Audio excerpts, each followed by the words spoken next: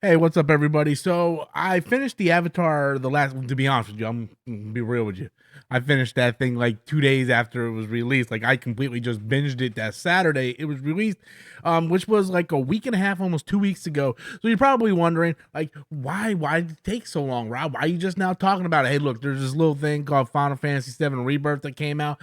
I've been spending most of my time doing that between working, spending time with the wife, and Final Fantasy VII Rebirth. There was just really like the spare time that I had, I just didn't feel like getting in front of the camera. But I'm here. I want to talk about Avatar: The Last Airbender on Netflix. Want to talk about this thing because I have my thoughts on it. So before I jump into it, yes, I am a fan of Avatar: The Last Airbender. I have it all on Blu-ray, which was funny because like I have like my Avatar and my Legend of Korra, which is funny because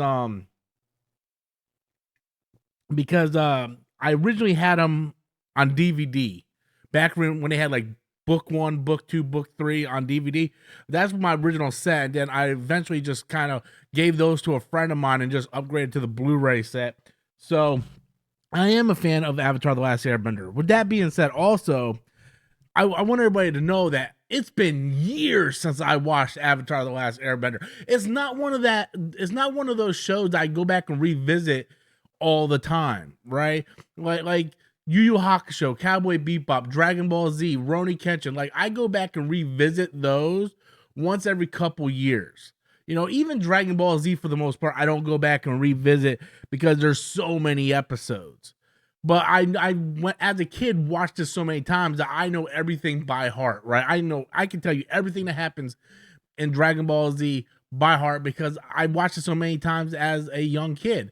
Whereas Avatar, The Last Airbender, I watched it for the first time about 11 years ago. 11, maybe 10, 11 years ago. I watched it for the first time.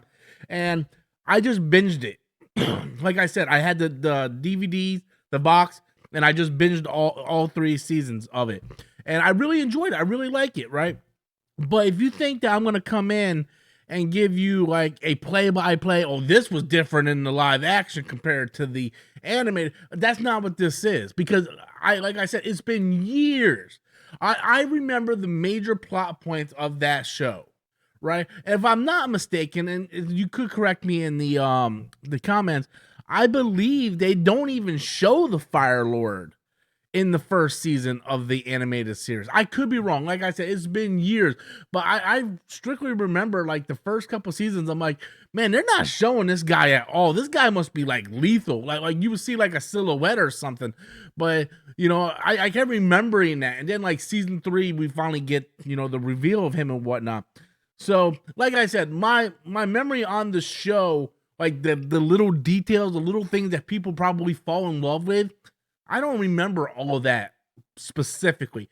Whereas I can tell you about Dragon Ball Z, whereas Goku and Piccolo went and got their driver's license. You know, stupid stuff like that. I can tell you stuff like that because as a kid, you know, there wasn't a whole lot to do, so we just watched, you know, VHSs of Dragon Ball Z over and over again. But yeah, so I binged Avatar many years ago.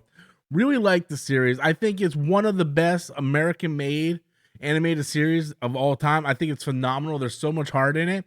I was a big fan of it. And I was really looking forward to this live action adaptation because I thought the trailers looked good. But I always stayed with like a sense of caution because I seen Netflix absolutely just butcher certain properties. Like absolutely butcher. Yu Yu Hakusho was absolutely butchered. You know, so many things that they did. Yu Yu Hakusho was one of them. Death Note. There was a lot of them. I'm trying to think of them, and I can't remember off the top of my head. But they didn't have a very good track record. Cowboy Bebop was the other one. That was the one I was thinking about. Cowboy Bebop, like, they just didn't have a good track record. So I'm like, oh, here we go. We're gonna take another beloved series that I like, and we're gonna butcher it. So I watched the first episode, and it was good. It was really good. Sorry, guys. I've been suffering from a bad cough for a while. Maybe I should have had a lozenge in my mouth while I was doing this. But yeah, the first episode was really good. I really enjoyed it. And I just sat there and I binged all 8 episodes, and I really, really like the special effects. I thought for a Netflix series was phenomenal. There were moments when I knew they were on like a sound stage, like it felt very claustrophobic and small. It was one of the problems I had with the Resident Evil Welcome to Raccoon City movie, or whatever that movie was. I'm still trying to forget about that movie, by the way. Everything felt like claustrophobic and small, like it was on a sound stage, because they probably were on a sound stage, and that's fine. It's fine. The most important thing to me with this series was, were they able to capture the heart of the characters? Were they able to capture the heart and the spirit of the animated series? And for me personally, I think they nailed that on every aspect. Yes, the characters felt like their characters. Aang and Katara and Sokka, all of them felt like the characters. And they actually, showed the relationships that Sokka had with these different chicks and stuff, which was great. They really expanded the lore, I feel, with the Fire Lord and Zuko's sister and all that stuff. And I felt like they really dived into a lot of that stuff, and I really enjoyed it. And I thought the special effects were phenomenal, where they like it wasn't like the M. Night Shyamalan movie where it took like 20 earthbenders to do this like super crazy Taylor Swift dance to move a rock from here to there. It was like it was good. I'm not gonna say I liked every episode, but for the most part, they kept it every single major plot point that they needed to, right? Every major plot point that they needed to. And I know there was a lot of worry and concern from people when we found out that the original creators of the show left the series due to creative differences. Everybody's like, oh, here we go, another Cowboy Bebop, Yu Yu Hakusho situation going on here. So yeah, I had that concern too, but I didn't allow that to automatically taint what I was going to watch. I'm just gonna be like Yu Yu Hakusho. I did not get past the first episode. Like it was awful. It felt like someone had a drill to the temple of my head, and they were just like, no, it was awful. Cowboy Bebop, I think I got 2, maybe 3 episodes in, and I was like, nah, I'm done. Click out. It wasn't like that with The Last Airbender. Each episode, I'm like, I want to know what happens next. I want to know what happens next. And it was great because my wife, guys, she has this thing about animated stuff. She doesn't like watching animated stuff, okay? I don't know. I think she's crazy, okay? For some reason, she sees animated and she checks out. Doesn't matter how well the stories were in, the humor, the action, the drama. Doesn't matter. She sees anime and she's like, nah. And I'm like, come on. Right? So it was good that she was able to watch this, because now it's live action. So I think she's prejudiced against animated stuff. I'm just saying, my wife might be prejudiced against animated stuff, So I couldn't get her to sit down to watch this, but she sat down to watch The Last Airbender on the Netflix series.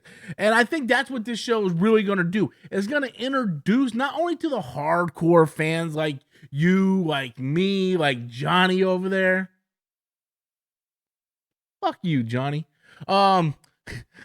Sorry, he doesn't even know what the fuck he's talking about. But not only is this show going to appeal to the hardcore fans, but for the people that don't watch the animated stuff, it brings in new audience, right? So now she watched it. Now she gets why this show is so popular. She gets like the humor and all that stuff and the characters and all that. And she was invested. She sat there with me for the entire 8 episodes that we binged, and she liked it, man. And like, all right, now we gotta wait like 5 years for season 2. But the good thing is Netflix did by the filming of this video, it was confirmed that Netflix is doing a season 2 and season 3, which is something I'm really happy about, because man, sometimes Netflix, you just don't know. You don't know. We never got the conclusion in the Glow, right? We got seasons 1, 2, and 3. It ended off with Sam having a heart attack and all kinds of crap, and no, we didn't get a season 4. We didn't get a conclusion to that series. It pisses me off, I swear. But hey, we did get a conclusion to Outer Banks, so I'm happy for that. But yeah, but Netflix is like you flip a coin like Two-Face, heads, tails. You never know what you're gonna get, man. So sometimes they renew stuff, sometimes they don't. Yu Yu Hakusho, nah. Cowboy Bebop, nah. It's just that's like I think One Piece did very well, and Avatar, so they renewed season 2 and 3, so we are gonna finish The Last Airbender, because the original animated series is 3 seasons, book 1, book 2, book 3. So we're gonna finish this story. Will they move on to Legend of Korra though? That's the thing. Here's the thing. Will they move on to this? Book 1, air. I think by the end of season 3 of The Last Airbender, if, and that's a big if, this continues to do well on Netflix, they will greenlight The Legend of Korra, because that's printing money, right? They announced that this series was like one of the highest rated Netflix watch. I think it was like 40 something million or some crazy number of people that watched this series. So if that number keeps continuing, if it's like a Stranger Things sort of thing, and it continues on, why not greenlight it? Then you get 4 additional seasons of Legend of Korra. So it's a win-win situation. You know, and I really like Legend of Korra. Is it as good as Last Airbender? No, but it's really, really good. I really like Legend of Korra a lot. So yeah, I went into this series extremely pessimistic, going, okay, Netflix, show me. And they showed me, and I think they delivered. I have friends, you know, that are massive sweaties when it comes to Avatar, and are like, the original series is better. And I'm like, no shit. You know, I'm like, no shit. Of course the original series is better. That's like people that read the books and stuff and like, well, I read the book and the book was better. No shit. Right? It's like when you're adapting stuff to a new audience, you have to keep the most important stuff. Right? You can't take I don't even remember how many episodes was in the first season of Avatar. I want to say it was like 20 something episodes. I could be wrong. But it was a lot, right? It was like 20 something episodes, if not close to 20 something episodes. You can't take that and adapt that to live action. You can't do that, right? This isn't a network TV show like CW where they do 20, 23 episodes, you know, and the CGI just looks awful and all that stuff. You can't do that. But I think what they did do was really good. They had 8 episodes. Each episode was an hour long. So you're basically getting 20 hours, or not 20 hours, sorry, math, not my strong suit. So you basically get about 18 hours of content. 18, that math ain't right either. 8 hours of content. 8 hours. There we go. Sorry, I just woke up. Sorry, I apologize. You get 8 hours worth of content. So if you take the animated show, and each show was like 25 minutes, each episode was 25 minutes, and it was like 20 episodes, it kind of comes around about the same, right? It kind of comes, like if you have 20 episodes that are 30 minutes long, that's 10 hours. Right, we got 8 hours worth of content, so they about fit the whole story in there. You can't adapt the whole freaking thing, you know. You just can't. So, they kept the most important stuff. I thought the stuff they kept was phenomenal. Everything at the end I thought was phenomenal, and I want to see where they go. I think all the actors did a phenomenal job. Phenomenal. Prince Zuko was always my favorite in the animated series, and he's my favorite. I like the tortured antagonist that is really a good person deep down, and he's struggling with that. You know, I really like that. There's a reason why Vegeta is a fan favorite, and Piccolo, and Hiei from Yu Yu Hakusho, and every type of anime or story has that character. You know, where you have that character that is, this guy is a piece of shit, but deep down, he's a really good person. You know, there's a reason why he's a piece of shit. And Zuko,